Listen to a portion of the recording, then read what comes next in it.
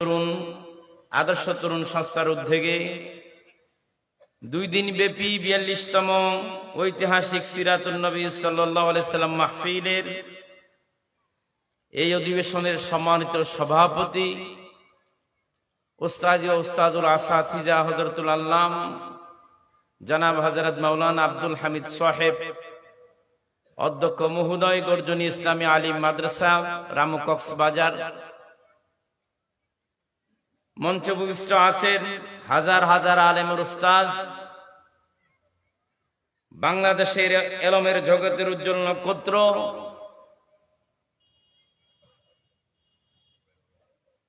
এই দেশের দার্শনিক, মুফাসসির, মুহাদ্দিস, দারুল উলুম কামিল মাদ্রাসা চট্টগ্রাম, অধিকার নায়েব রাসূল হযরত উলামায়ে কেরাম, মুরব্বিয়ানে আযম, বিরাদরান ইসলাম, নাম ধরার মতো অনেক মুরব্বী আলেম ওলামা বসে আছেন।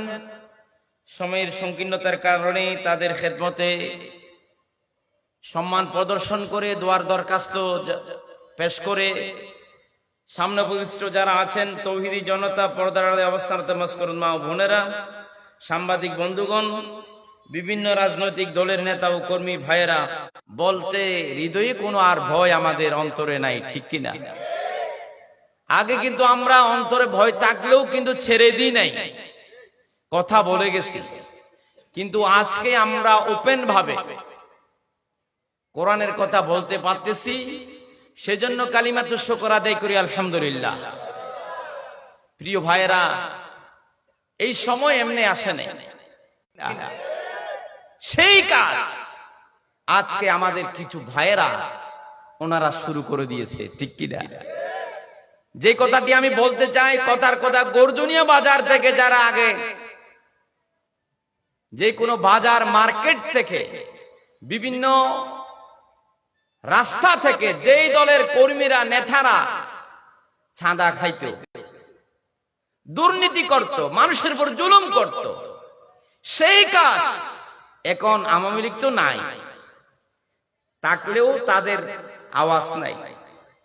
কিন্তু আমাদের কিছু ভাইয়েরা কাজ এগুলো শুরু করে দিয়েছে, ঠিক কিনা? তাহলে আমরা ধরে নিতে পারি মুদ্রার এপিট আর ওপিট, ঠিক কিনা? একই জিনিস। লাল কুত্তা শিয়ালের ভাই, লাল কুত্তা, আরে জোরে বলেন, লাল কুত্তা শিয়ালের। গোটা মুসলিম উম্মাহ যদি শান্তি খুঁজে পেতে হয় ইসলামের ছায়া তলে, আল্লাহর কোরআনের ছায়া তলে, কোরআনের আদর্শ পালন করা ছাড়া, রাসূলের কথা মানা ছাড়া, ইসলামের ছায়া তলে আসা ছাড়া শান্তির কোনো ঠিকানা মানবতার জন্য নাই, ঠিক কিনা? শান্তি আসে একমাত্র ইসলামে। ইসলামের জ্ঞানে যারা জ্ঞানী, যারা ইসলাম সম্পর্কে ধারণা রাখে, রাসূলুল্লাহর জীবন যারা ধারণ করেছে, সেই মানুষগুলো তাদের কাছেই শান্তি থাকতে পারে। আর কোন মানুষের কাছে শান্তির আশা করা যায়? আমাকে একটি বিষয় ওনারা দিয়েছেন, বিষয়টা হলো খুব গরম বিষয়। এগুলো আমারে না দিলে ওরা পারত। ঢাকার মেহমানকে যদি দিত, উনি কিছু কথা বলে গেলে অন্তত পক্ষে তেমন বেশি উনি সমালোচিত হতো না। আমাকে একটি বিষয় দিয়েছেন, রেসালতের মিশন এর প্রধান প্রতিপাদ্য সার্বভৌম ক্ষমতার মালিক আল্লাহ। সার্বভৌম তাদেরকে ছেড়ে দেয়নি, আল্লাহ তাদেরকে ধরেছে, ঠিক কিনা? এই কথাটা আমারে বলার জন্য বলছে। তাহলে আমার আলোচনার বিষয় হলো হাসিনা গেছে, আমরা আসি, এই বিষয়ে আলোচনা, ঠিক কিনা? হাসিনা কেন গেল, আমরা কেন পেলাম, কে হাসিনাকে ভাগাইয়া দিল, আর আমাদেরকে এই বিজয় কে দান করলো, ঠিক কিনা? সম্মানিত বন্ধুগণ, এরপরে আরো ব্যাখ্যা করে দিয়েছেন ওনারা। পবিত্র কোরআন মজিদে যে সকল ক্ষমতাসীন স্বৈরাচারীকে আল্লাহ ধরাশয়ী করেছেন, তার বিধান, সার্বভৌম ক্ষমতা প্রয়োগের দর্শন দেখা যায়, সেই সেরা, যা ইচ্ছা তা করতে পারবে, আর কেউ না। আল্লাহ এর সার্বভৌম ক্ষমতা প্রয়োগ থেকে শিক্ষা গ্রহণ। এজন্য আমি কোরআনে কারীমের 2টি আয়াতে কারিমা পাঠ করেছি। একটি হচ্ছে ওয়ালিল্লাহি ইজ্জাতু ওয়া লিরাসূলিহি। আল্লাহ কোরআনে বলছেন একজন আলেম আল্লাহ পাক আমাদের জন্য রেখেছেন, আমরা আজকে মঞ্চে পেয়েছি, আমাদের আজকের মাহফিল দেখে আমরা দোয়া করি আমাদের হুজুরের হায়াতকে আরো দারাজ করুক, সকলে বলে আমিন। উনি তো ছাত্র পড়াতেন না, উনি শিক্ষক হয়ে পড়াতেন, নিচে কোনো ক্লাস ছিল না,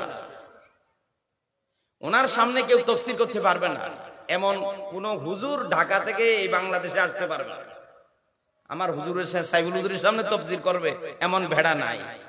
এমনি সবাই আন্তর্জাতিক মুফাসসিরে কোরআন, ঠিক কি না? তারপরও আমি হুজুর যদি দোয়া করে আমি বলতে চাই যে আয়াতে কারিমাটি ধরেছি সেটা হচ্ছে একটু বুঝার চেষ্টা করেন। ওয়ালিল্লাহি ইজ্জাতু, আল্লাহ বলছেন ইজ্জত সম্মান এটা আল্লাহর জন্য। ওয়ালি রাসূলিহি, ইজ্জত সম্মান আল্লাহর রাসূলের জন্য। এরপর আল্লাহ বলছেন ওয়ালিল মুমিনিন, ইজ্জত সম্মান এটা মুমিন যারা ঈমানদার যারা তাদের জন্য, ঠিক কি না? ওয়ালাকিন্নাল মুনাফিকিনা লা ইয়ালামুন, মুনাফিকরা এগুলো বুঝতে পারতেছে। আল্লাহ পাক রব্বুল আলামিন এই আয়াতে কারিমার ভিতর আমাদেরকে ক্লিয়ার করে দিয়েছেন এই দুনিয়ার মানুষ ইজ্জত সম্মান আমি আল্লাহর জন্য। আমি আল্লাহকে কেউ যদি দুনিয়া থেকে বিতাড়িত করে দিতে পারে, আমার নাম নিচ্ছিন্ন করে দিতে চায়, আল্লাহর নাম দুনিয়াতে রাখবো না এমন যদি চায়, আমি যে রাসূল প্রেরণ করেছি সেই রাসূলকে কেউ যদি মেরে ফেলতে চায়, সেই রাসূলকে যদি নির্যাতন করতে থাকে, সেই রাসূলের উপরে জুলুমের স্টিমার রোলার চালায়, আর আমার রাসূলের উপরে আমি আল্লাহর উপরে যারা ঈমান এনেছেন, যারা আল্লাহ এবং আল্লাহ রাসূলের উপরে বিশ্বাস করেছেন তাদেরকে বলা হয় মুমিন। আর মুমিনুন যারা রয়েছে ওয়ালিল মুমিনিন, মুমিনদের উপরে ঝড় তুফান যদি আসে, যদিও বা কষ্ট হয়, আল্লাহ বলেছেন চূড়ান্ত বিজয় হবে আমি আল্লাহর, চূড়ান্ত বিজয় হবে আমার রাসূলের, চূড়ান্ত বিজয় হবে মুমিন সমাজের, ঠিক কিনা? আমার বাইরে বাংলাদেশের মধ্যে আলেমরা নির্যাতিত হয়েছে, মুমিনেরা নির্যাতিত হয়েছে, কলমাওয়ালারা নির্যাতিত হয়েছে, মুসলমানেরা নির্যাতিত হয়েছে। আমাদের মুনাফিকরা আমাদের উপর জুলুম নির্যাতন করেছে, মনে করেছিল তারা 41 বছর খাবে, আল্লাহ পাক তাদেরকে খেতে দিল না। আল্লাহ পাক বলছেন আমার সিদ্ধান্ত যেদিন হবে, আমার বিষয় থেকে বলছি কুন ফায়াকুন, আল্লাহ পাক যেদিন বলবে হয়ে যাও, এই কথা যেদিন বলবে সেই দিন যদি হয়ে যায়, আর সময় যদি গুনিয়ে আসে, আল্লাহ পাক রব্বুল আলামিন বলেন 1 সেকেন্ডের সময় হবে না, ক্ষমতা থেকে আমি তাদেরকে নামাইয়া দিব, ঠিক কিনা? ঠিক কিনা? কোন ভাইয়া কোন হয়ে যাও, হয়ে যাবে, সাথে সাথে সময় নেবে না। আমার ভাইয়েরা ক্লিয়ার কথা, বিএনপি অনেকদিন চেষ্টা করেছিল হাসিনা সরকারকে ঠেকাতে, কিন্তু ঠেকাতে পারে নাই। বলেন পারেছি কিনা? আরে চিল্লা বলেন পেরেছি কিনা? খন বিএনপি গরব মুসলমান, আই বিএনপির সমালোচনা করতেছি না, বিএনপি করেন অসুবিধা নাই, কিন্তু কথাটা বুঝে এত লাফাইয়েন না। আপনারা কিছু করতে পারেন নাই, জামাত ইসলাম কিছু করতে পারে নাই, সমস্ত খেলা সমস্ত পরিকল্পনা ছিল মহান আল্লাহর, ঠিক কিনা? অনেক কিছু করেছেন, কিছু কিছু হলো না। যতদিন আল্লাহ ক্ষমতায় রেখেছে হাসিনারে চুরি করে ডাকাতি করে, ততদিন পর্যন্ত গদির মধ্যে বসেছিল, ঠিক কিনা? আল্লাহ পাক যতদিন কাবাইছে কাইছে, আল্লাহ পাক যতবার বিজয় দিয়েছে, চুরি করে ডাকাতি করে হোক, বিজয় তো তারা নিয়েছে, শপথ তো তারা নিয়েছে, দেশ তো তারা শাসন করেছে। আল্লাহ পাক দেখেছিল সবকিছু, সেই রয়েছিল আল্লাহ পাক, তারপরেও তাদেরকে রেখেছিল। আল্লাহ পাক অনেক দিন পর্যন্ত সুযোগ তাদেরকে দিয়েছে। আল্লাহ পাকের যেই দিন ইচ্ছা হলো আর তাদেরকে আমি সুযোগ দেব না। আল্লাহর যখন খেয়াল হলো ক্ষমতা থেকে নামিয়ে ফেলার, যখন আল্লাহর সিদ্ধান্ত হলো, আল্লাহ পাক দুনিয়াতে একটা ঘটনা রটাইয়া, একটা আন্দোলন উঠাইয়া আল্লাহ পাক কুদরতি ভাবে হাসিনার দেশ থেকে বাগাইয়া দিয়েছে, ঠিক কিনা? ভাইয়েরা আমি বলতে চাই, ঘোর দুনিয়ার মানুষ যারা বিএনপি করেন, আপনারা 5ই অক্টোবর ঢাকাতে কে গেছেন? বলবে যে আমরা যাই নাই, ঠিক কিনা? বিএনপির সভাপতি যদি বলে ও বিএনপির সভাপতি ভাই তুমি তো আমার এলাকার সন্তান, তুমি তো আমার মুরব্বী, এই আমাদের গর্জনিয়ার গৌরব, তুমি একটা দলের নেতা। ভাই আপনি গেছিলেন নাকি 5 আগস্ট? উনি বলবে ভাই আমি যাই নাই। সেক্রেটারি যদি বিএনপির সেক্রেটারি, ইউনিয়ন সেক্রেটারি, আপনি গেছিলেন না হাসিনারে ঠেকাতে বাগাতে? উনি বলবে আমি যাই, আমি গর্জনিয়াতে ছিলাম। জামাতের সভাপতি যদি বলি ও জামাত ইসলামের সভাপতি আপনি গেছিলেন কিনা, উনি বলে ভাই আমি যাই না, আমি মাঝির কাটাতে ছিলাম। এখন প্রশ্ন হলো কাজগুলো কে করলো? ময়দানের মধ্যে আমাদের ছাত্র শিবিরের ওই এলাকাতে যারা বিএনপি জামাতের মানুষে ভরে গেছে, ঠিক কিনা? এটা বোঝানোর জন্য আপনাদেরকে বদরের মাটি নিতে হবে। আমার ভাইরা, বদরের যুদ্ধে রাসূলুল্লাহ সাল্লাল্লাহু আলাইহি ওয়াসাল্লাম সিজদায় পড়ে যখন আল্লাহর রাসূল যখন কান্নাকাটি করছিলেন, আল্লাহ পাক রব্বুল আলামিন নবীরে বলছে, হে নবী আমি আসমান থেকে ভয় পাইয়েন না, আমি আসমান থেকে 1000 ফেরেশতা নাজিল করব। আল্লাহু আকবার। এরপর আল্লাহর নবী কার বললেন, হে আমার নবী, ও আপনার সাহাবীরা আপনার যদি সবর করতে পারেন, আর ওরা যদি বেশি আপনাদের উপর হঠাৎ করে আক্রমণ যদি করে, তাদের আক্রমণের মাত্রাটা যদি কঠিন হয়, কাফেররা যদি আপনাদের উপরে প্রবলভাবে ঝাঁপিয়ে পড়ে, ও নবী ভয় পায়েন না, নবী এত কাঁদিয়েন না, সবর করেন আর ইমানের উপরে মজবুত থাকেন। আর আপনারা বহুদিন আমরা একটা বদনামে ছিলাম, আমরা নাকি ছিলাম রাজাকার, ঠিক কিনা? রাজাকাররা এই দেশের জন্য যুদ্ধ করে নাই, এই বদনামটা আমাদের উপরে ছিল। আল্লাহর খেলা কি রকম, আল্লাহ পাক রব্বুল আলামিন ওই বদনামটা যেটা মুছে যায়, আল্লাহ পাক ইসলামী ছাত্র শিবিরের মাধ্যমে, আমাদের নামাজি ছেলেদের মাধ্যমে, সমন্বয় কারকের মাধ্যমে এই দেশ থেকে রাজাকার যেটা ঘৃণা করত, সেই রাজাকার আল্লাহ পাক গলার মালা করে দিয়েছে। আর ছাত্রলীগ নয়, সারা দেশের ছাত্র জনতা জনগণ বলেছে তুমি কে আমি কে, রাজাকার রাজাকার, ঠিক কিনা? রাজাকার গলার মালা করে দিয়েছেন তিনি কে? যেটা ঘৃণিত ছিল সেটা এত পছন্দ হলো কেন? বলছে আমি রাজাকার, তুমি কে রাজাকার, আমি কে রাজাকার। আলেমদেরকে যে গালি দেওয়া হয় এটা এত মধুময় করে দিয়েছে তিনি কে? ও ভাইয়েরা, আমাদের উপর বদনাম ছিল, আমরা নাকি যুদ্ধ করি নাই, আমরা নাকি পাকিস্তানের পক্ষে ছিলাম। বিএনপি বলে যে জামাত দেশের দুশমন, আওয়ামী লীগ বলে জামাত দেশের দুশমন, জাতীয় পার্টি বলে জামাত দেশের দুশমন। আল্লাহ পাক 2024 সালে আমাদের আন্দোলনের বিজয়ে প্রমাণ করে দিয়েছে আলেম উলামা এই দেশের শত্রু নয়, মানবতার বন্ধু, ঠিক কিনা? মানবতার বন্ধু হিসাবে আমাদের ছেলেদের কষ্টের ফসল। ঢাকা ইউনিভার্সিটিতে আমাদের ভাইরা নামাজ পড়তে পারে নাই, ঢাকা ইউনিভার্সিটিতে আমাদের ভাইরা নামাজের জায়নামাজ দেখাতে পারে নাই, ঢাকা ইউনিভার্সিটিতে আমাদের ছেলেরা দাড়ি রাখতে পারে নাই। আমার মরণ আমার জিন্দেগি, বলেন আমার জীবন আমার মরণ আমার জিন্দেগি, ইয়া ইলাহি কবুল করো আমার বান্দেগি, বলেন আমার আরে জোরে বলে কার জন্য? আল্লাহর জন্য। এই শপথ যারা নিয়েছিল ওনারা ছাত্রলীগ হয়ে, ছাত্রলীগের নেতা হয়ে নাম জমা দিয়া, ছাত্রলীগের সাথে রাতে ঘুমাইয়া নিশিরাতে পতাকা পতপত করে উড়াবো, ঠিক কিনা? উড়িয়ে দিয়েছে, ঠিক কিনা? আজকে 16 ডিসেম্বর ঢাকার রাজপথে যেই মিছিল বের করছে জামাত ইসলাম, ইসলামী ছাত্র শিবির, নারায়ে তাকবীর আল্লাহু আকবার ধ্বনি দিয়া আকাশ বাতাস মুখরিত করেছে। এটা আমাদের ভাইদের কবর জিয়ারত করলাম, ওনাদের পাশে একটা পাহাড় দেখলাম, বালু বিশিষ্ট একটা পাহাড়, সেই পাহাড়ের উপরে সাদা পাগড়ি পড়া অবস্থায় আসমান থেকে ফেরেশতা নাজিল হয়েছিল। সুবহানাল্লাহ। ফেরেশতা যারা নাজিল হয়েছিল তাদের পাগড়ি ছিল সাদা। ও ভাইয়েরা, এভাবে করে কক্সবাজার থেকে উল্লেখযোগ্য কোন সংখ্যক রাজপথে যায় নাই। আহারে এতগুলা মানুষ কোথা থেকে আসলো? হঠাৎ করে চতুর্দিকে মানুষ কিভাবে হয়ে গেল? বদরের যুদ্ধে সাহাবায়ে কেরাম ফেরেশতা এসেছিল পাগড়ি পরা অবস্থায়, সাহাবী বর্ণনা করেছেন, কিন্তু ফেরেশতারা ওবায়দুল কাদের এখন আর খেলা খেলতে পারে না, ঠিক কি না? এখন বুবু দিল্লিতে গিয়া ফোনে বলে আমি কাছে আসি, হুট করে আমি ঢুকে যাব, ঠিক কিনা বলো? হুট করে তুমি ঢুকে যাবে, আমরা কি বসে থাকবো নি?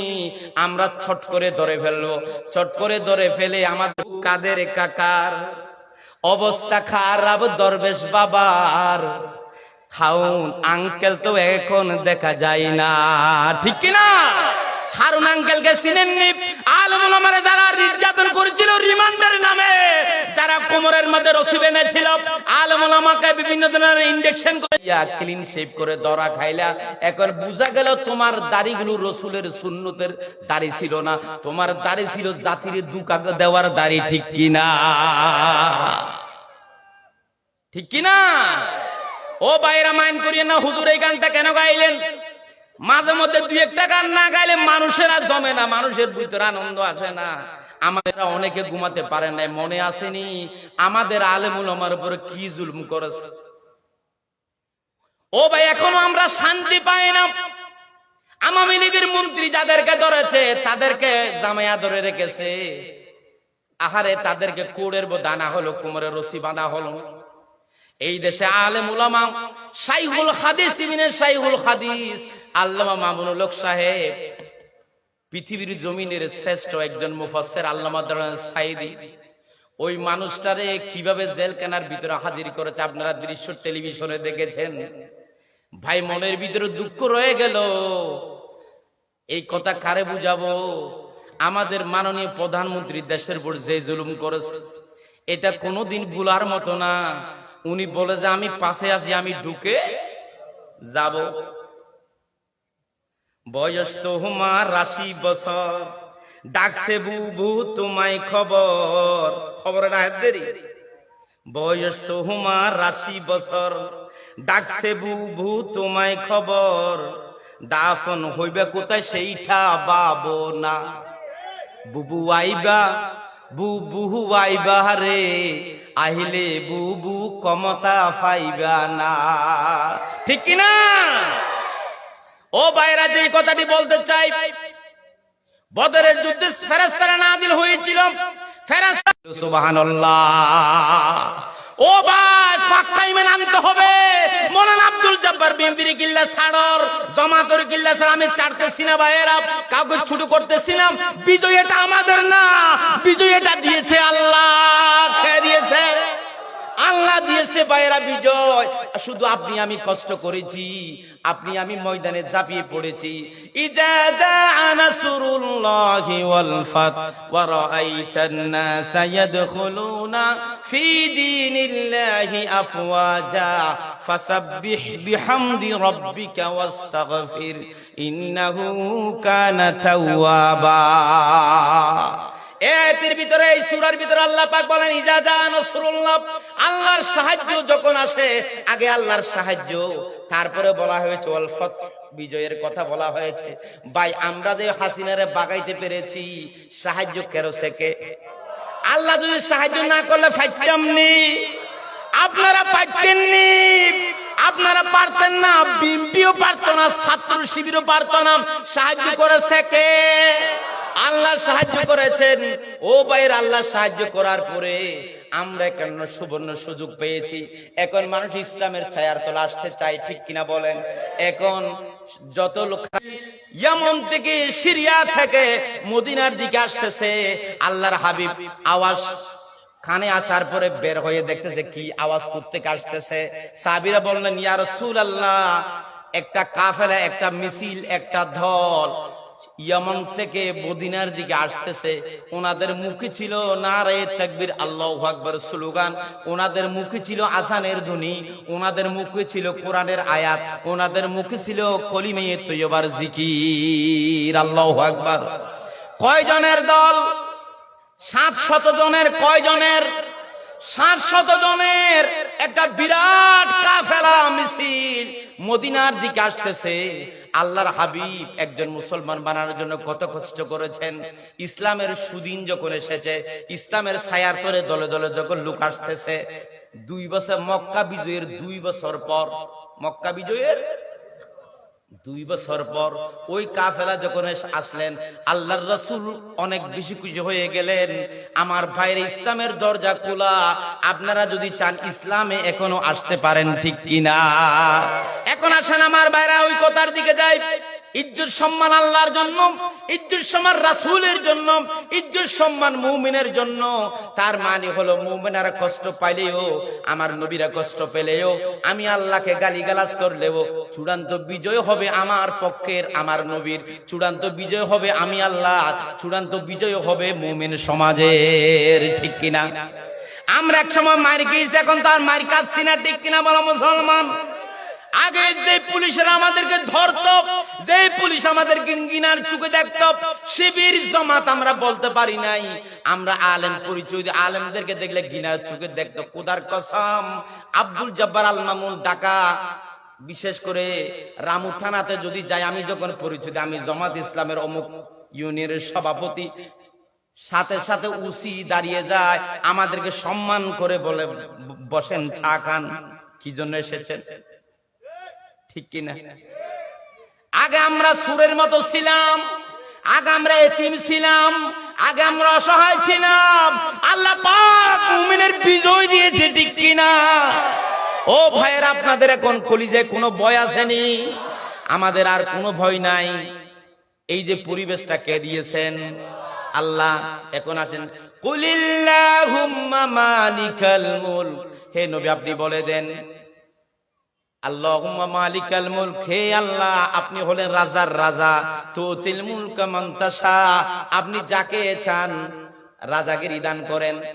ওয়া তানজিউল মুলকা মিম্মান তাশা, আপনি যাকে চান, যার থেকে ইচ্ছা হয় আপনি ক্ষমতা কেড়ে নেন। ওয়া তুইজ্জু মান তাশা, আপনি যারে চান ইজ্জত দান করেন। ওয়া তুযিল্লু মান তাশা, আপনি যাকে চান বেইজ্জতি করেন, ঠিক কিনা বলেন? আমার ভাইরা, ক্ষমতায় কে বসায়? আরে একটু পাক্কা ইমানটা শিখেন। ক্ষমতায় কে বসায়? চেয়ারম্যান কে বানায়? এমপি কে বানায়? রাজা কে বানায়? যদি বলেন হুজুর আওয়ামী লীগের চুরি করে এমপি হইছে, চুরি করে এমপি হলো, এটা আল্লাহ পাকের ইচ্ছা ছিল?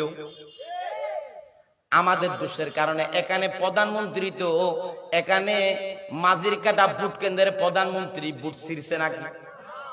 কে ভোট ছিঁড়ে দিয়েছে? মাঝির কাটার মানুষ, ঠিক কিনা বলেন? ও ভাই, মাঝির কাটা মানুষ রাগ করিয়েন না, আপনারা তো 1 নম্বর দোষী। আপনারাই তো ভোট ছিঁড়ে দিছিলেন, আপনারাই তো বেঈমানি করেছিলেন, আপনারাই তো মুনাফিকি করেছিলেন, আপনারাই তো জালেমের উত্তরসূরি ছিলেন, আপনারাই তো জালেমকে বলবান করেছিলেন, ঠিক কিনা? জালেমকে দিনের বুট রাতে মেরে দিছিলেন, সেটা আপনারা। আমাদের খাসিয়তের কারণে আল্লাহ জালেমকে আমাদের মাথার উপরে দিছিল, ঠিক কিনা? দুষ্কাদের আমাদের, দুষ্কাদের, আরে চিলাই বলেন দুষ্কাদের। হাসিনার দোষ না, হাসিনার উত্তরসূরি আপনাদের দোষ, ঠিক কিনা? দুইয়া মুইয়া ফুইয়া মাছ হয়ে গেছেন, বলে যে আমি জামাত, আর কিছু বলে আমি বিএমপি। বেড়া তুই ননে বুট মারি দিছিলি, ঠিক কিনা? তুই ননে ভোট কেন্দ্র থেকে বিএমপির এজেন্টকে বের করে দিছিলি, তুই জামাতের এজেন্ট বসতে যাস নাই, তুই মানুষকে কেন্দ্রে আসতে যাস নাই, তুই বলছ আমার কেন্দ্র থেকে আমার এমপি কমলকে ফাঁসায়। জোরে বলেন আল্লাহ। ক্ষমতা থেকে একে নামায়। হাসিনারে আপনারা নামাইছেন না, আল্লাহ নামাইছে। আপনারা দোয়া করেছেন, ময়দানে গেছেন, আমাদের ছেলেরা রক্ত দিয়েছেন, শাহাদাত বরণ করেছেন, আমাদের ছেলেরা পরিকল্পনা করেছেন, এটা তাদেরকে শ্রদ্ধার সাথে স্মরণ করি। আমরা 16 ডিসেম্বর এই বাঙালির সওয়াব সমস্ত কিছু মালিকের। ও মালিক, এই মাহফিলে যত সওয়াব হবে, এই মাহফিলে আমরা সত্য কথাটা বলতে পারতেছি, সব সওয়াবকে কোটি গুণ বৃদ্ধি করে আমার ভাই শহীদ আবু সাঈদের কবরের রূহের মধ্যে দিয়ে দিও, ঠিক কিনা? সকলে বলি আমিন। ও ফাঁসির কাস্টে যাওয়ার এই বিনিময়ে আল্লাহ পাক আমাদেরকে বিজয় দান করেছেন, ঠিক কিনা? গাছ তো ফল এমনি ধরে না, সেখানে কিছু ফাঁস দিতে হয়, সেখানে কি পানি দিতে হয়। পানি দিয়েছেন আমাদের শহীদ ভাইয়েরা, ফাঁসির কাছে গিয়ে আমাদের পাকের হুকুমে সাথে সাথে বিতাড়িত হয়ে গেছে, ঠিক কিনা?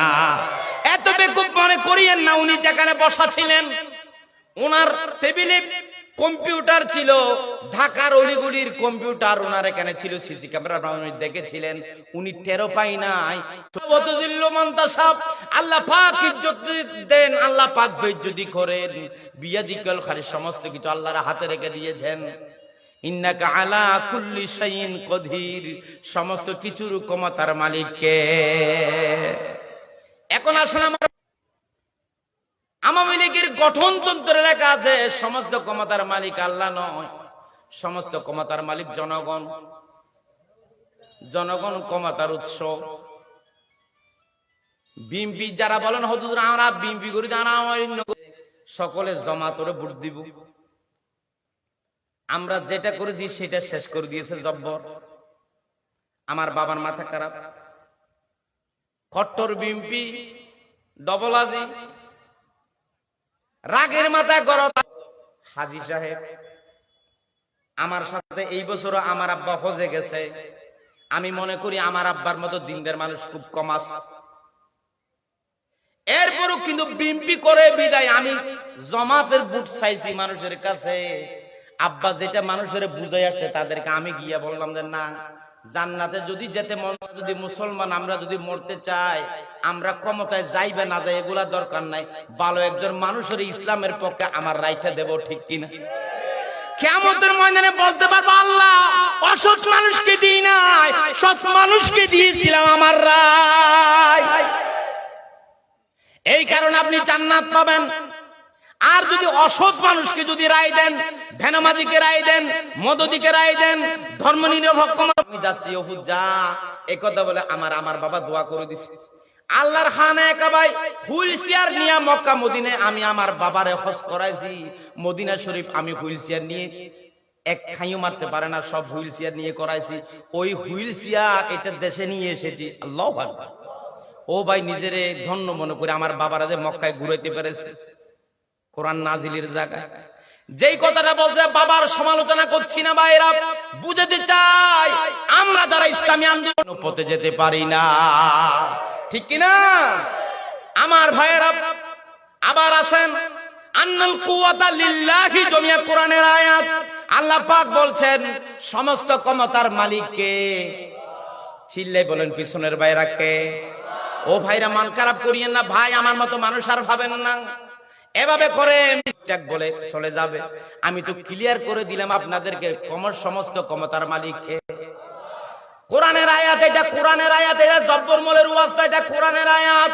আন্নাল কুওয়াতা লিল্লাহি জামিআ, সমস্ত ক্ষমতা আল্লাহর জন্য, আল্লাহ পাক সমস্ত ক্ষমতার মালিক, এটা স্বীকার করতে হবে। এখন আসেন, এই কথাটা লেখা আছে জামাত ইসলামের ম্যানুয়ালে, এই কথাটা লেখা নাই আওয়ামী লীগের গঠনতন্ত্রে, এই কথাটা লেখা নাই বিএনপির গঠনতন্ত্রে। ভাই আমি যদি মুসলমান হই, আমি যদি একজন আল্লাহ বলা হই, আল্লাহর বান্দা হই, নবীর উম্মত হই, যেখানে আল্লাহ সমস্ত ক্ষমতার মালিক লেখা আছে, সেই পথে যাওয়া আমার উপরে ফরজ, ঠিক কিনা? অন্য পথে যাওয়া মানে কোরআনের ওই আয়াত না মানা, ঠিক কিনা বলেন?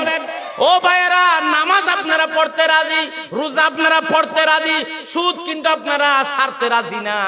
এটা হবে না। আপনি সব মানতে রাজি, ইসলামী রাজনীতি মানতে রাজি না, হুজুরদেরকে ক্ষমতায় পাঠাতে রাজি না। আল্লাহর দিন দুনিয়ায় কায়েম হোক, কোরআন অনুযায়ী এই দুনিয়াটা চলুক, সেটা যদি কামনা না করে, আল্লাহর কসম আপনি পাক্কা ঈমানদার না। ফাঁকা না, ছোট ইমানদার নয়। তারা ইসলাম দুনিয়াতে কায়েম হোক, সেটা কলিজার ভিতর থেকে যদি না চান, এটা যদি পছন্দ না করেন, আল্লাহর কসম বলছি আপনি বেঈমান। শুধু মুনাফিক না, আপনি বেঈমান। আপনার ঈমান না, আপনি কুত্তার চেয়ে খারাপ, আপনি কাফেরের চেয়ে জঘন্য। আপনি আল্লাহর দিন দুনিয়াতে কায়েম হোক, সেটা অন্তর থেকে চান না। অন্তর থেকে চায় না ইসলাম কায়েম হোক, অন্তর থেকে চায় না কোরআনের সমাজ কায়েম হোক। আমার একটা আলোচনার বিষয় দিয়ে যুগ যুগী নবীদেরকে কেন পাঠাইছে? যুগ যুগী নবীদেরকে পাঠাইছে আল্লাহর দ্বীন দুনিয়াতে কায়েম করার জন্য। আল্লাহু আকবার। ও ভাই, কদিন বাঁচবো জানি না। সারা বাংলাদেশে আমি এভাবে করে কথা বলছি, আমার কথাগুলো রেকর্ড হচ্ছে। আজকে রাতের ভিতরে সারা ওয়ার্ল্ডে ছড়িয়ে যাবে। আমার অনেকে টার্গেট করেছে, হতে পারে যদি আল্লাহর হুকুম হয় কারো গুলিতে মরেও যেতে পারি। আমি কিয়ামতের ময়দানে বলতে পারবো রব্বুল আলামিন স্পষ্ট ভাষায় প্রত্যেকটা মাহফিলে বলে দিয়েছিলাম, আপনি প্রত্যেকটা নবী লক্ষ লক্ষ নবী পাঠিয়েছেন দুনিয়াতে তোমার দ্বীনকে কায়েম করার জন্য। দ্বীন কায়েম করা ফরজ, শুধু নামাজ ফরজ নয়, সবচেয়ে বড় ফরজ হলো আল্লাহর দ্বীন দুনিয়াতে কায়েম করা। আল্লাহু আকবার।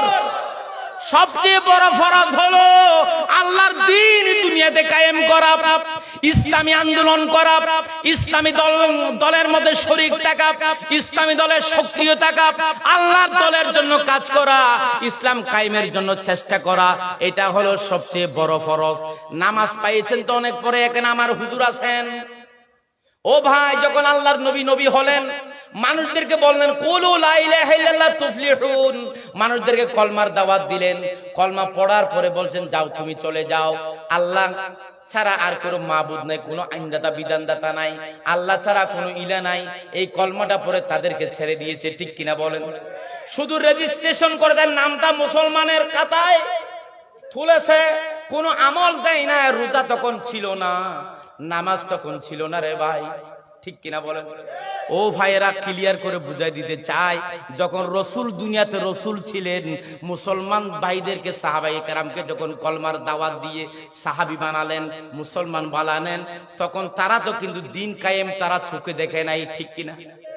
আরে মক্কাতে যারা পিটা খেয়ে মারা গেছেন, মক্কাতে যারা শহীদ হয়ে গেছে, মক্কাতে যারা এমনি স্বাভাবিক মৃত্যু হয়েছে, মদিনার ইসলামী রাষ্ট্র তারা দেখে নাই।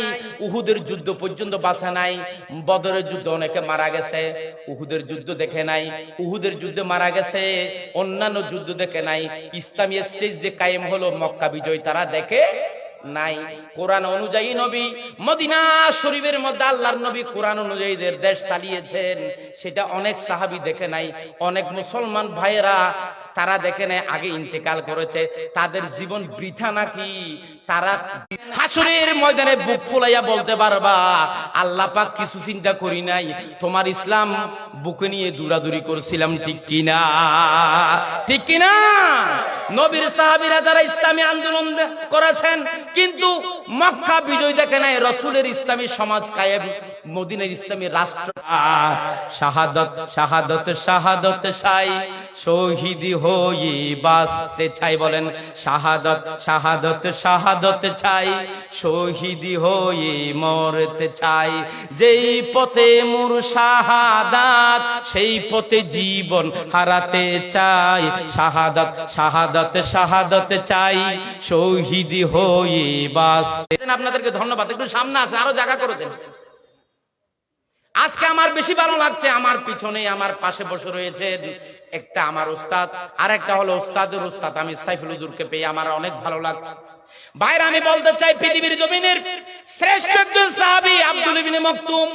আব্দুল ইবনে মাকতুম হলো অন্ধ সাহাবী, কালো সাহাবী, অন্ধ সাহাবী আব্দুল ইবনে মাকতুম। আরে অন্ধ সাহাবী, উনি আল্লাহর কাছে এত প্রিয় সাহাবী ছিল। উনি রাসূলুল্লাহর দরবারে একদিন আসলেন। আপনারা জানেন, রাসূলুল্লাহ ইসলামের প্রথম যুগে যখন দাওয়াতি কাজ করছিলেন, গরিবের দাওয়াত যখন দিয়েছে, গরিবেরা সহজ ইসলাম গ্রহণ করে ফেলেছে। বড় বড় শিক্ষিত লোকেরা ইসলাম গ্রহণ করতে চায় না। আবু জাহেল মুহাম্মদের কথা শুনে না, উতবা মুহাম্মদের কথা শুনে না, সাইবা মুহাম্মদের কথা শুনে না। শিক্ষিত মানুষ যারা পয়সাওয়ালারা, মুহাম্মদ সাল্লাল্লাহু আলাইহি সাল্লাম অথচ আত্মীয়, তাদের কথা তার কথা শুনলো না, কলমা পড়লো না। একদিন রাসূলুল্লাহ আবু জেহেলকে গিয়ে বললেন, চাচাজি, ও চাচা, আপনারে সম্মান করি, আপনি আমার অনেক আদর করেন, চাচা আপনার সাথে একটু কথা বলতে চাই। আমি যেই ধর্মটা প্রচার করি সেটা আপনার একটু বলতে চাই, আমার একটু সময় দিবেন নাকি? বলছে, মোহাম্মদ তোমার দরবার তো লেগ মানুষের আনাগুনা আছে, তোমার দরবারে খানা মানুষের আনাগুনা আছে, তোমার দরবারে গরিব মানুষেরা বসে, আমি বড় পয়সাওয়ালা লোক, ফ্যান ফুজ্জা মানুষ, সেন মারইয়া মানুষ, আমি কেমনে সেখানে যাব? আমার সাথে তারা মানাবে নাকি? আমার একটা ক্লাস আছে, আমার একটা শ্রেণীভেদ আছে, আমি সম্মানী মানুষ, আমি বিয়াফি মানুষ, আমি মর্যাদাওয়ালা মানুষ, আমি সর্দার মানুষ, আমি নেতা মানুষ, রাজা মানুষ, তাদের গরিবের সাথে বসতে পারবো না। এই কথা বললে রাসূলুল্লাহ বললেন, ও চাচা, আপনি যদি বলেন সেই দিন আমি গরিবের আসতে মানা করে দেব, অন্ধ মানুষ আসা বন্ধ করে দেব, আমি নিষেধ করে দেব, এরপরও আপনি আমার একটা সময় দেন। আহারে খেয়াল করেন রাসূলুল্লাহ দাওয়াত দেওয়ার জন্য কি কষ্ট করেছেন। উনি যেই শর্ত দেন সেই শর্ত মেনে নিয়েছিল। আল্লাহু আকবার। হারিসুন আলাইকুম, আল্লাহ রাসূল ইমানদার বানানোর জন্য লুবি ছিলেন। আল্লাহু আকবার। ও ভাই আশ্চর্য হবেন, আল্লাহর হাবিব বললেন, ও চাচাজি, আবু জেহেলকে বললেন, চাচাজি আপনি আমার সময়টা দেন, চাচারে গরিবের বাদ দেব, আপনি আসবেন। আল্লাহর হাবিব সাল্লাল্লাহু আলাইহি সাল্লাম আবু জেহেলের সাথে কথা বলছিলেন, এমন সময় এশারের পরে রাসূলুল্লাহ সাল্লাল্লাহু আলাইহি সাল্লাম সূরা রহমান তেলাওয়াত করছিলেন। আব্দুল ইবনে মাকতুম পাহাড়ের উপরে ওনার ঘর, কোরআনের আওয়াজ যখন শুনেছে, উনি ওই পাগলা দূরে দূরে রাসূলুল্লাহর দরবারে হাজির হয়ে গেছে। আমাদের দেশে কিছু মানুষ আছে, মাইকের আওয়াজ যদি শুনে আর তারে ধরে রাখতে পারে না, তাড়াতাড়ি দূরে দূরে প্যান্ডেলে চলে আসে, ঠিক কিনা? শিক্ষিত কিছু মানুষেরা আছে, ওই যে পুসানা বুড়ের দোকানে ফ্যান ফিন্দি সেন মারি এসেছে, কিন্তু প্যান্ডেলের বাহিরে বাইরে ঘুরে, কিন্তু প্যান্ডেলে বসে না, প্যান্ডেলে ঢুকে না। বিয়াফি বিয়াফি বাপ, আমি তো আওয়াজ শুনতেছি, আমি সেখানে যালে দাম কমে যাবে। আর হযরত আব্দুল ইবনে মাকতুম দূরে চলে এসেছেন, কোরআনের পাগল আব্দুল ইবনে মাকতুম, নবীজির পাগল, রাসূলুল্লাহর দরবারে এসে সালাম দিয়েছেন। সালাম যখন দিলেন, আল্লাহর নবী সেই দিকে খেয়াল করলেন, আব্দুল ইবনে মাকতুম দেখলেন উনি অন্ধ, চোখ দুটা নাই, কালো। আবু জেহেল সেই দিকে তাকালেন আব্দুল ইবনে মাকতুমের দিকে, তাকানোর পরে কোনা চোখে দেখতেছে, আর মোহাম্মদ, মোহাম্মদ তোমার সাথে কথা কেমন ছিল? গরিবেরা না আসার কথা, এখন লাভ হবে। আল্লাহ নারাজ হয়ে গেলেন, আসমান থেকে 16টা আয়াত নাযিল করেছে আব্দুল ইবনে মাকতুমের জন্য। আল্লাহু আকবার। কয়টা আয়াত? জোরে বলেন, কয়টা আয়াত? আদা সাহাবীর জন্য আল্লাহ পাক আয়াত নাযিল করেছে কয়টা? 16টা। তাহলে আন্দাইয়ারে পছন্দ করে কে? গরিবরে ভালোবাসে কে? ফ্যান পর্যায়ে আল্লাহ ভালো নবাসে, ফ্যান মাইয়ার মারইয়ার ভালো নবাসে। আল্লাহর কাছে মর্যাদা হলো তাকওয়া নিয়া, চোখ নিয়া নয়, পা নিয়া নয়, হাত নিয়া নয়। আল্লাহর কাছে দাম হলো বান্দার তাকওয়ার কারণে, ঠিক কিনা? নবীজিরে ধরে ফেলেছেন আল্লাহ। কয়টা আয়াত নাযিল করেছে? 16টা। এরপর থেকে রাসূলুল্লাহর দরবারে যখন আব্দুল ইবনে মাকতুম আসতেন, আল্লাহর নবী আব্দুল ইবনে মাকতুমকে বলতেন, আয় তোরে ডরাই, কিছু না বুঝিয়া, আয় তোরে ডরা, হনফল দাদিরে দ এমপি বদি, আয় তোরে ডরাই। ও আব্দুল ইবনে মাকতুম, তোমার সাথে কথা না বলি নারাজ হয়ে যায় আল্লাহ। তোমারে যদি সেই দিকে না দেখলে নারাজ হয়ে যায় আল্লাহ। আব্দুল ইবনে মাকতুম, আসো ভাই, আসো, কি হয়েছে তোমার? আসো, কি লাগবে তোমার? কি বলতে চাচ্ছ? তো মর্যাদা আছে না নাই? এই দামটা হলো তাকওয়ার দাম, ঠিক কি না? বাইরে কথা বলছিলাম, আব্দুল ইবনে মাকতুম, রাসূলুল্লাহ নাই, তুমি জিহাদের ময়দানে কেমনে যাবে ভাই? ও ভাই, জিহাদের ময়দানে রাস্তা তো তুমি দেখবে না, জিহাদের ময়দানে তীর কুর থেকে আসতে তুমি টেরও পাবে না। দুইটা চোখ নেই আব্দুল ইবনে মাকতুম, তোমারে কেমনে আমি পারমিশন দেব? ভাই আমারে মাফ করে দিও, তোমার আমি পারমিশন দিতে পারলাম না। নবীজি বদরের যুদ্ধে আব্দুল ইবনে মাকতুমকে নিল না, একটি কারণে, চোখ দুইটা নাই বলে, ঠিক কিনা? বদরের যুদ্ধে ফেরত দিলেন। উহুদের যুদ্ধের সময় আব্দুল ইবনে মাকতুম আবার গেলেন। প্রত্যেকটা যুদ্ধে উনি জিহাদে যেতে চেয়ে রাসূলুল্লাহ নাই। এরপরে সাইয়েদনা আবু বকর সিদ্দিকের জামানায় যেতে, আবু বকর সিদ্দিকের জামানায় আবার বললেন, খলিফাতুল মুসলিমিন আবু বকর, ভাই আবু বকর, রাসূলুল্লাহ আমারে যুদ্ধের ময়দানে নেই। ভাই আমি তো বুড়া হইয়া গেছি রে ভাই, কই দিন বাঁচবো ভাই, আমার তুমি একটু জিহাদের ময়দানে নাও না।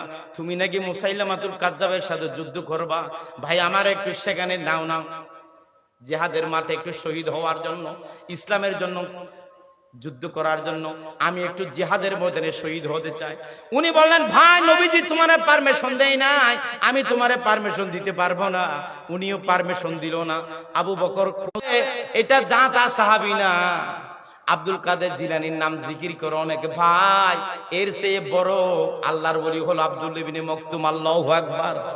আব্দুল্লাহ ইবনে মকতুম জিহাদি তামান্না দিলের ভিতরে লালন করতেন। ইসলামী আন্দোলনের সক্রিয় কর্মী ছিলেন, কিন্তু চোখ দুটোটা ছিল না। প্রত্যেকটা জিহাদের ময়দানে যাওয়ার জন্য রাসূলুল্লাহর দরবারে ধর্ণা দিয়েছে, আবু বকর সিদ্দিকের দরবারে ধর্ণা দিয়েছে। হযরত ওমর রাদিয়াল্লাহু তাআলা আনহুর জামানা যখন এসেছে আবু বকরের পরে, ওমরের কাছে আব্দুল্লাহ ইবনে মকতুম এসেছে কাদেসিয়ার যুদ্ধের সময়।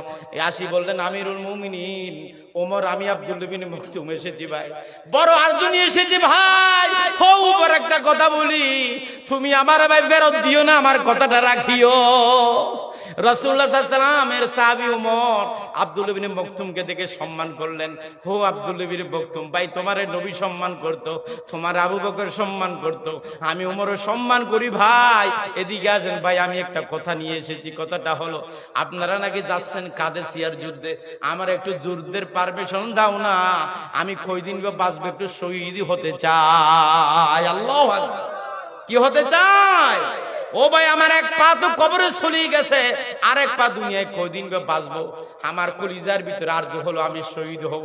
ভাই আমি কয়দিন বাঁচবো, আমার একটু পারমিশন দাও। নবীজির মতো আমারে ফেলে দিও না, ফেলে যাইও না। আবু বকরের মতো না করে দিও না, ফেলে যাইও না। ভাই ওমর, আমারে তুমি মাহরুম করো না, আমার একটু পারমিশন দাও কাদেসিয়ার যুদ্ধে যাওয়া। আল্লাহু আকবার।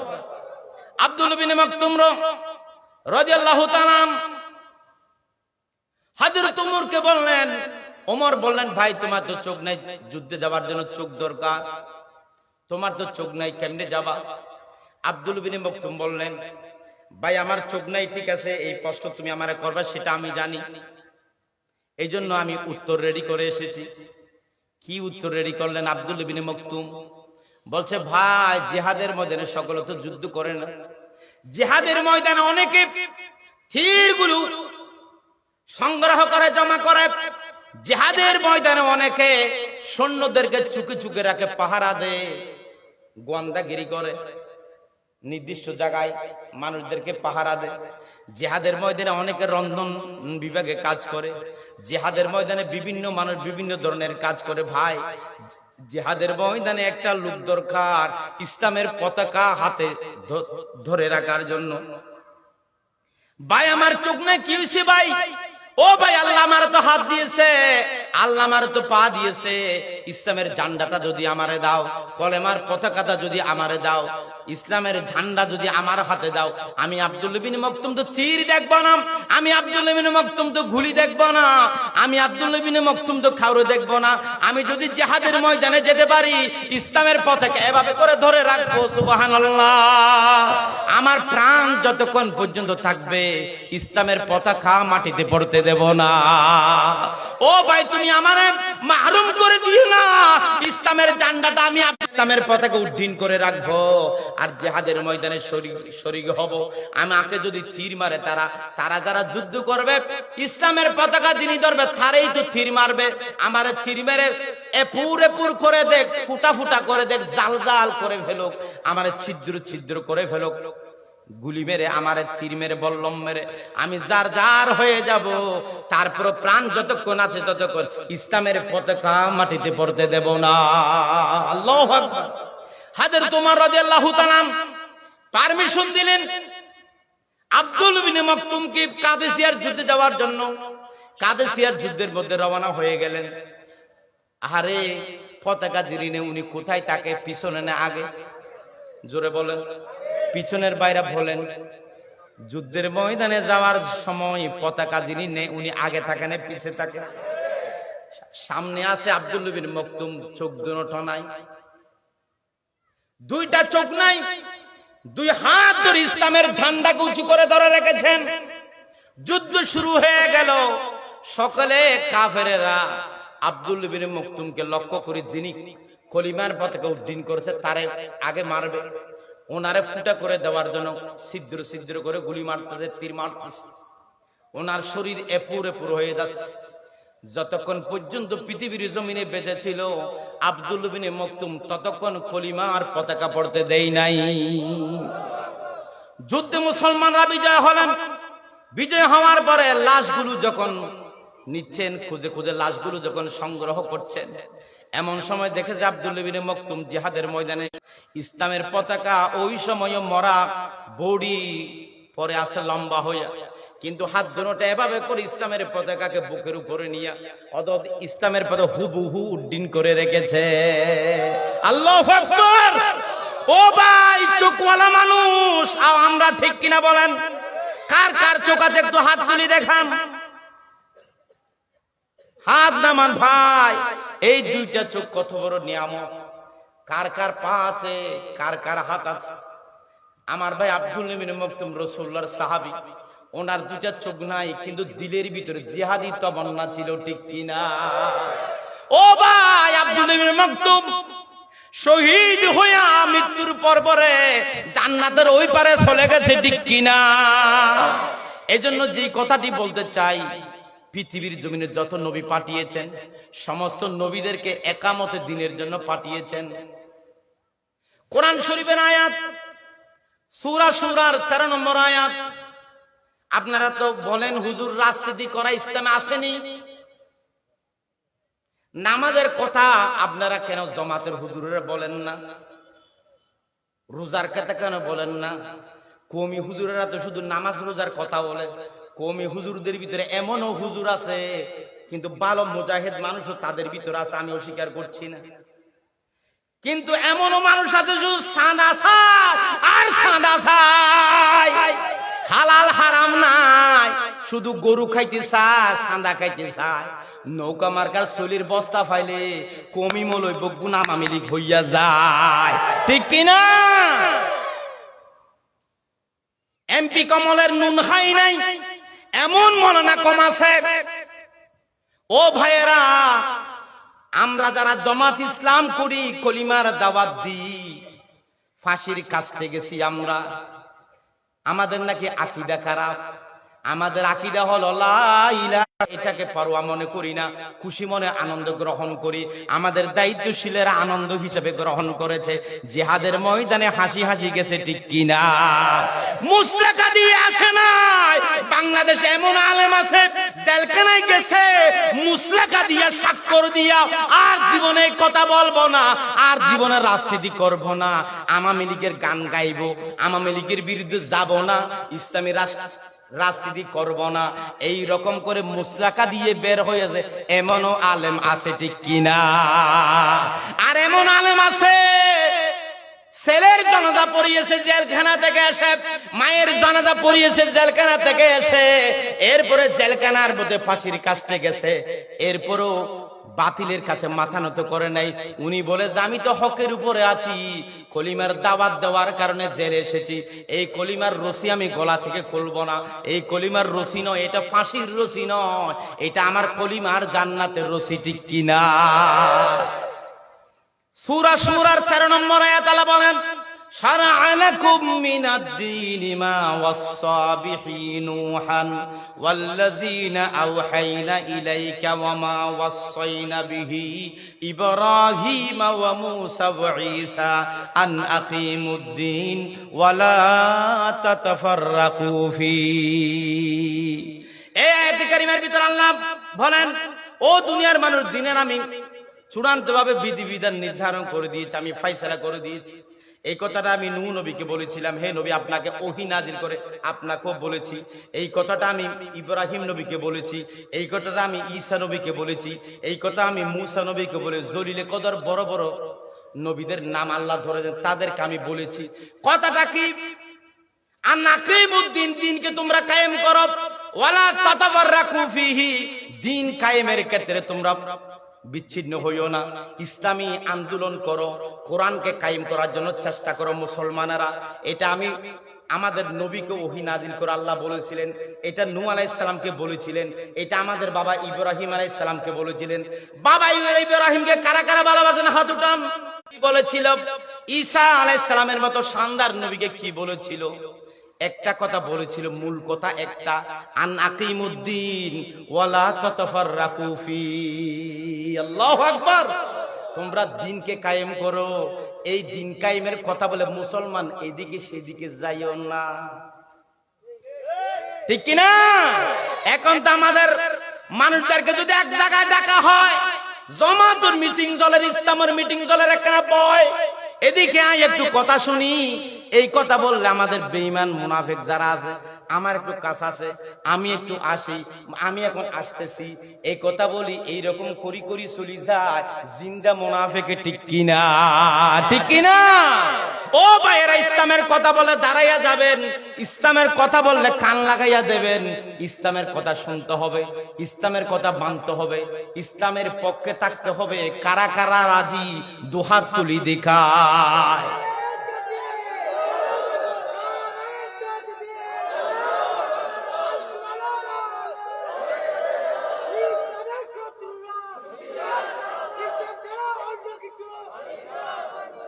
আনিল হারিসিল আশআরি রাদিয়াল্লাহু তাআলা,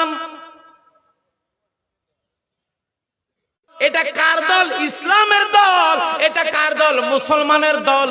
এটা কার দল? এটা হলো আল্লাহর দল, ঠিক কিনা? আল্লাহর দিনের কাজ যারা কায়েম করতে চায়, দিন কায়েম যারা করতে চায়, সেই দল প্রিয় কথাকার, নবীর কথাকার। এটা হাদিস বিল জামাআত, জামাতবদ্ধ হয়ে চলবে। ওয়াসসামিঈ, এরপরে নেতাদের কথা শুনবা, ইসলামী আন্দোলনের নেতা যারা হবে তাদের কথা শুনবা, আলেম ওলামাদের। ওয়া তাআতি, তাদের কথাগুলো মেনে চলবা। ওয়াল হিজরাতি, এগুলা যদি শোনো, দল যদি করো, তাদের আনুগত্য যদি করো, এলাকার ভিতরে গুনাগুন শুরু হয়ে যাবে, দুশ্মনী শুরু হয়ে যাবে, তুমি টার্গেটে পড়ে যাইবা, তোমার ঘরে আগুন ধরাই দিতে চাইবে, তোমার সমাজ থেকে বয়কট করতে চাইবে। এমন পরিস্থিতি যদি হয়, ওয়াল হিজরাতি, দেশ ছেড়ে হিজরত করে যাইবা, কলমাটা কলিমাটা বুকে নিয়া তুমি অন্য জায়গায় চলে যাইবা, তারপরে কলেমা খুলে ফেলবে না। আল্লাহু আকবার। ফুরকান ভাই হড়ে ও ভাই হুজুর লইয়ন না, আপনি দেরিও আপনি আরগো সংগঠন প্রোগ্রাম আছে। কয়টা কথা? পাঁচটা কথা। এক নম্বর হলো কি, মুসলমান কি হবে? জামাতবদ্ধ হয়ে চলবে। বলেন, জামাতবদ্ধ হয়ে, একদল হয়ে থাকতে হবে, দল হয়ে থাকতে হবে। তাহলে দলের কথা ইসলামে আছে না নাই? জোরে বলেন, আছে না নাই? ওয়ালতাকুম মিনকুম উম্মাতুন ইয়াদউনা ইলাল খায়র ওয়া ইয়ামুরুনা বিল মারুফ ওয়া ইয়ানহাউনা আনিল মুনকার। এটা কোরআনের আয়াত। ভাইরা, এভাবে করে যে কথাটি বলতে চাই, আল্লাহ পাক রব্বুল আলামিন বলছেন, মুসলমান যেখানে যাও সেখানে দল হয়ে থাকবা, এরপরে তাদের কথা মানবা, এরপরে তাদের আনুগত্য করবা। এটা করলে তোমাদের উপর জুলুম শুরু হয়ে যাবে। শুরু যদি হয়, বেঈমানি করবা না, কলিমা নিয়া অন্য নৌকায় উঠবে না, ঠিক কিনা? ও ভাইয়েরা, মাদির কাটার মানুষের স্পষ্ট করে বলে দিতে চাই, গরজরিয়ার মানুষকে এখন কক্সবাজারের মানুষ বিশ্বাস করে না, আমাদের দায়িত্বশীলরা বিশ্বাস করে না। কেন করে না? আমরাই তো বেঈমান। আমরা ছাত্র শিবিরের গোলাম মোল্লা নজরুল, গরজনিয়ার দুটি ফুল, আমরা তো নৌকার মধ্যে উঠি গেছি গই, ঠিক কিনা? ঠিক কিনা? আমাদেরকে জনগণ ইসলামের পক্ষে ভোট দিয়ে চেয়ারম্যান বানাইছে, চেয়ারম্যানে নিয়ে নৌকাতে সরেছি, ঠিক কিনা? আমি চেয়ারম্যানে নিয়ে বিএমপিতে সরেছি, ঠিক কিনা? বাইরে এটা হলো বেঈমান, আমরাই তো বেঈমান, ঠিক কিনা? এই জন্য রামু কক্সবাজারের মানুষ বলে, গর্জনিয়া কচ্ছফিয়ার মানুষের কোনো বিশ্বাস নাই। কচ্ছফিয়ার নুমানেরও দেখো, নুমান আমাদের লোক ছিল, জামাতের লোক, উনি চেয়ারম্যান হইছে, চেয়ারম্যান হইয়া এমপি কমলের ভিতরে ঠোঁটো করছে, ঠিক কিনা? আরে আমি কাউকে ভয় করে কথা বলি না, জীবনের সাথে রয়েছে মরণ, হক কথা বলে যায়। আমরা বেঈমানের পরিচয় দিয়েছি, ভোট দিয়ে ইমানদারের পরিচয় দিয়েছি, আমাদের ভোট নিয়ে তারা বেঈমানি করেছে, ঠিক কিনা? এই সমস্ত বেঈমানকে আমরা চাই না, আমরা আর চাই না, ঠিক কিনা? বেঈমানকে চান, ভোট দিবেন ইসলামের পক্ষে, আপনারা আমাদের ভোটটা নিয়ে চলে যাবে অন্য জায়গায়, এটা হবে না। আমরা আগামীতে দেখতে চাই ইসলামকে, নৌকাকে কেছি মজা পাইলাম না, দানকে কেছি মজা পাইলাম না, এখন আমরা কোরআনকে খেতে চাই, ঠিক কিনা? কারা কারা কোরআনের জন্য জীবন বাজি রেখে সংগ্রাম করবে? আল্লাহকে দেখাই দি, ঠিক কিনা? আমার কথা বলছে, আমি কিন্তু চেয়ারম্যানে দাঁড়াবো না। এরপরে বলছে, আমি মৌলানা আব্দুল জব্বারকে যদি ভোট দেন, আল্লাহর কসম আমি কলিমার কোরআনের আয়াত পরে শপথ নিয়ে জামাত ইসলামের রুখন আমার গলায় ফাঁসি আসতে পারে, আপনাদের ভোট নিয়ে অন্য নৌকায় আমি উঠতে পারি না, ঠিক কিনা? ও ভাইরা, ভুল আর করবো না। আমরা ইসলামের পক্ষে থাকবো, আমাদের কে জন্য যিনি কাজ করবে তার পক্ষে থাকবো। দল যারা পরিবর্তন করে তাদেরকে আমরা ঘৃণা করি, ঠিক কিনা? যারা দল পরিবর্তন করে তারা বেঈমান, ঠিক কিনা? হকের উপরে যারা থাকে তারাই হলো 1 নম্বর ইমানদার, ঠিক কিনা? আল্লাহ রাসূল বলছেন 4টা কাজ ও এনে তারা ঘরে মিলি দিতে, ঠিক কিনা?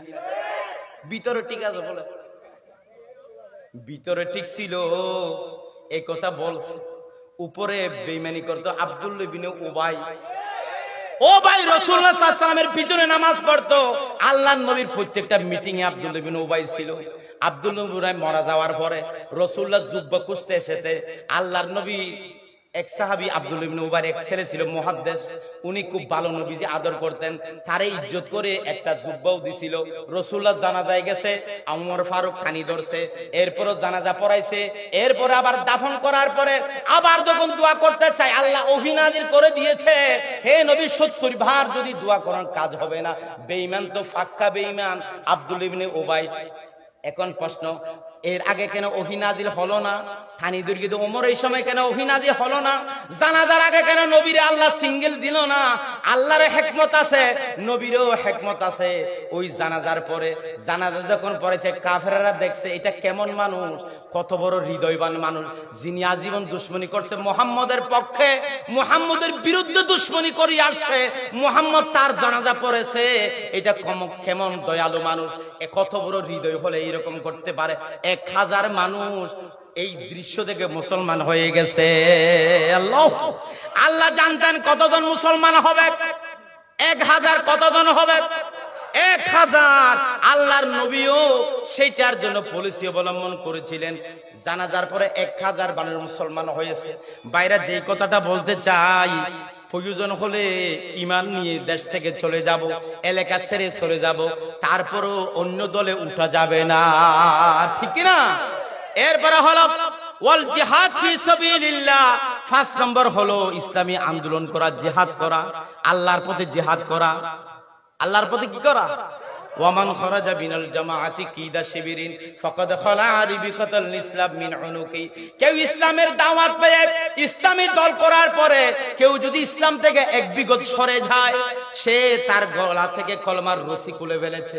ইল্লা আন ইউরাজা, সে যদি ফিরে আসে তাহলে অসুবিধা নাই। ও ভাইরা, আমার উপর মন খারাপ করিয়েন না ভাই, যে কোটা বলতে চাই, আপনাদের নেত্রী পালাইছে, আপনার এমপি পালাইছে, ভাই আপনি আসেন, জামাত ইসলামের দরজা খোলা, আপনি জামাত ইসলামে আসেন, ইসলামের দরজা বন্ধ নাই, আপনি তওবা করে আমাদের কাছে ফিরত আসেন, আমরা একসাথে জানাজা পড়ি, আমরা একসাথে সমাজে থাকি, আমরা আপনাদেরকে বিতাড়িত করতে চাই না, আমরা আপনাদের ঘৃণা করি না, আপনাদেরকে আমরা বের করে দিতে পারি না। আমার নবী বের করে দেই নাই, আমার নবী ঘৃণা করে নাই। আল্লাহ বলছে মাফ করে দাও, ইসলামী আন্দোলন যারা করি আমরা মাফ করে দিব।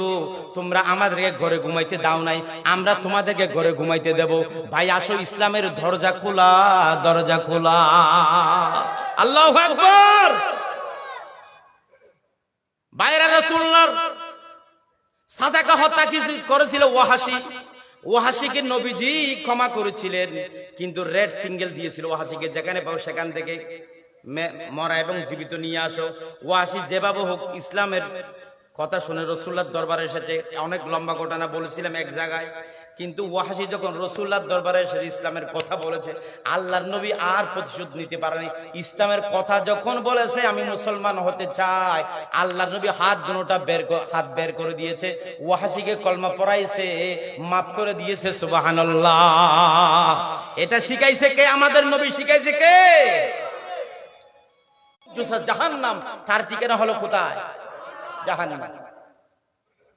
কিলা ইয়া রাসূলুল্লাহ ওয়া ইন সামা ওয়া সাল্লা, হে আল্লাহর রাসূল, ওরা যদি নামাজ পড়ে, ওরা যদি রোজা রাখে, ইসলামী আন্দোলন করে না, জামাত করে না, শিবির করে না, ইসলামী সরকার কায়েম হোক সেটা চাই না, নাম তার দিকে না।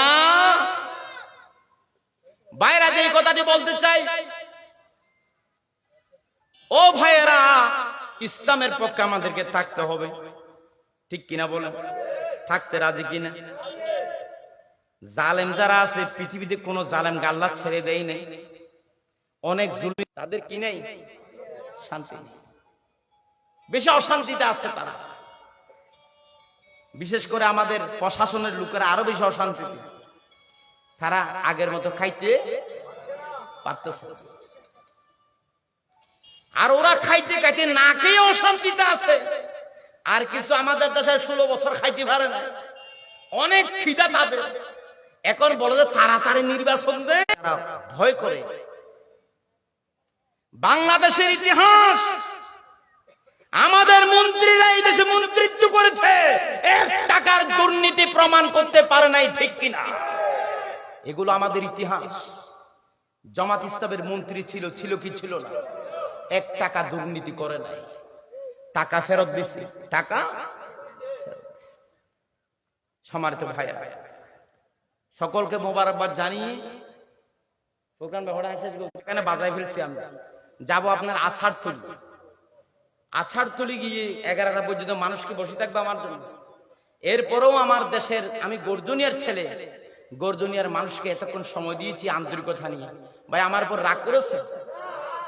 আমি মরে যাব, আপনারা মরে যাবেন, ঠিক কিনা? আমার কবরস্থান দিয়ে আপনারা যাবেন, আপনাদের কবরস্থান দিয়ে আমি যাব। যা বলেছি আল্লাহর সন্তুষ্টির জন্য বলেছি। জামাত ইসলাম আমি করি, কেন করি? একামতে দিনের কাজ করে আল্লাহর দিন কায়েম করার জন্য তারা কাজ করে। এটা করে কেন? আল্লাহকে খুশি করার জন্য, আল্লাহকে খুশি করার জন্য। যেই দিন যদি জামাত ইসলাম আল্লাহকে খুশি করার জন্য না করত, একামতের দিন কায়েমের কাজ না করতো, জামাত ইসলামকে আমিও ঘৃণা করতাম, ঠিক কিনা? যারা আল্লাহর দিনের জন্য কাজ করে, আল্লাহর সন্তুষ্টির জন্য কাজ করে, তাদেরকে আমরা ঘৃণা করতে পারি? আপনারা বলেন, আপনাদের এলাকায় যারা এই ফাটিগুলো করে, যখন এলাকায় কোনো মিটিং টিটিং হয়, আপনাদেরকে ডাকে, টাকা দেয় নাকি নিজের থেকে টাকা দিতে হয়? আরো কি বলে? আল্লাহর সন্তুষ্টির জন্য। ওরা এত